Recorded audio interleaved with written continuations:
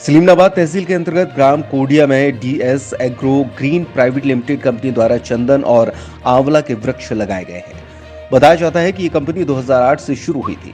Company द्वारा कई किसानों की जमीन अपने कब्जे में कर रखी है। किसान परेशान हैं कि जाए तो कहां जाए। ग्राम के सरपंच भारत गुप्ता द्वारा बताया गया कि ऐसे कई किसान परेशान हैं जिनकी जमीन कंपनी द्वारा कब्जा कर ली गई है। किसान छोटे तबके और गरीब हैं, ऐसी सरकारी जमीनों पर भी कब्जा कर रखा है। ऐसा ही मामला ग्राम कोडिया के बलराम विश्वकर्मा द्वारा अपनी जमीन का सीमांकन कराकर जब नाप कराई, जिसमें उसकी जमीनों पर कंपनी द्वारा कब्जा कर पेड़ लगाए जाने का मामला सामने आया। खाली करवाने पर कंपनी के कर्मचारियों के द्वारा अभद्र व्यवहार किया जाता है और गेट के भीतर भी नहीं जाने दिया जाता। बलराम विश्वकर्मा अपने कागजात लेकर सलीमनाबाद तहसील में पहुंचा और केस दायर किया। अब बलराम के पक्ष में फैसला आया है और कंपनी को जमीन खाली करने का आदेश दिया गया, लेकिन हमेशा की तरह कंपनी को फिर से टाइम दे दिया गया और किसान लगातार परेशान हैं। बलीराम पिता क्या नाम है जगदीश विश्वकर्मा की ज़मीन में डीएस ग्रीन लिमिटेड के द्वारा कब्जा किया हुआ था। इसके खसरा नंबर है 2484।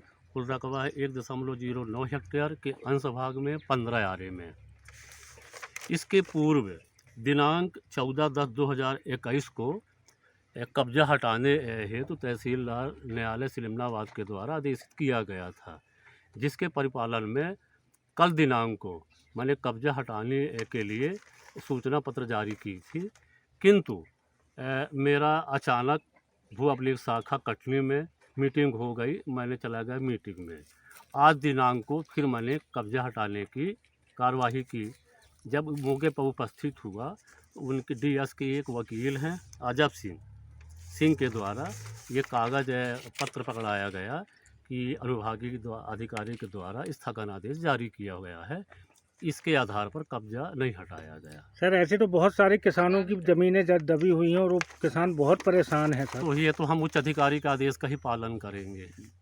समस्या है मेरी 2484 ज़मीन है, उसमें अवैध कब्जा डीएस का है। डीएस मतलब? डीएस एग्रोटेक कंपनी का। ये क्या करती कंपनी? ये कंपनी पेड़ पौधे लगाए हैं।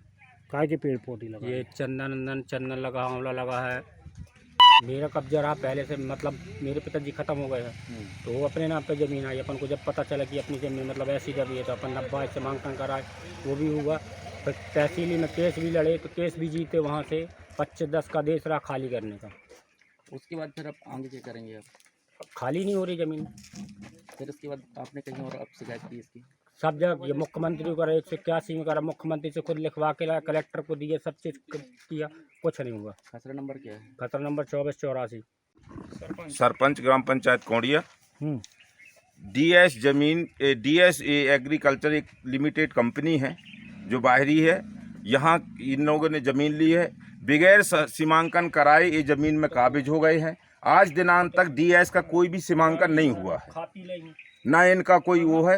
अब जब किसानों को मालूम पड़ रहा है कि हमारी ज़मीन यहाँ है, नब्बा रहे हैं, डीएस के अंदर निकल रही है, डीएस द्वारा उनको कब्जा नहीं दिया जा रहा है। ऐसे कितने किसान होंगे? ऐसे कम से कम 10 से 15 किसान हैं जो डीएस के, जिन किसानों की ज़मीन डीएस के अंदर है। मतलब इन्होंने पूरी ज़मीनों में अपना कब्जा जमा पूरा कब्जा जमाया हुआ है। न एक अभी आज दिनांक तक किसी किसान को, किसान गरीब आदमी कहाँ तक परेशान होगा। आपने पंचायत के द्वारा क्या क्या? पंचायत के द्वारा हम क्या कर सकते हैं? पंचायत को तो अथॉरिटी नहीं कि जमीन खाली करवा दे।